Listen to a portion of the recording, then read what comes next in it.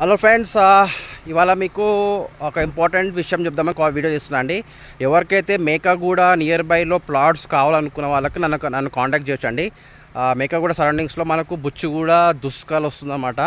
మీకు ల్యాండ్స్ కావాలా, చిన్న చిన్న 10 గుంటా 15 గుంటాస్ కావాలా, లేకపోతే ప్లాట్స్ కావాలని చెప్పొచ్చు.